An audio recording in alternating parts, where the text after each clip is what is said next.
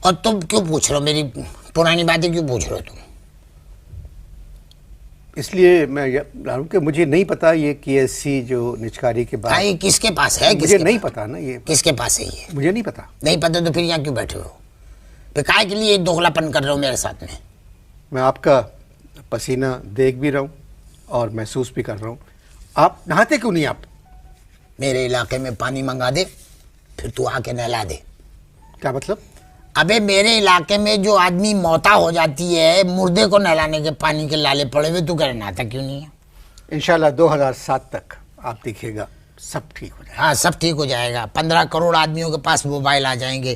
نفرت ہے مجھے موبائل سے، نفرت تو میں نے تو رکھا ہی نہیں ہے موبائل. موبائل میرے گھر میں صرف میری نانا اور نانی کے پاس ہے. نانی جب بھی غسل خانے جاتی ہیں 5 منٹ بعد کال آتی ہے نانا کے موبائل کے اوپر، آئے ہے پانی چلا گیا. نانا کہتے ہیں اچھا انتظار کرو، یہ فون رکھ کے پھر مجھ سے باتیں کرنے لگتی ہیں. میرا پروگرام کا وقت ختم ہونے والا ہے. ایک آخری سوال، اگلے الیکشن میں آپ کس سیاسی پارٹی کو ووٹ دیں گے؟ پھر سے سوال کر.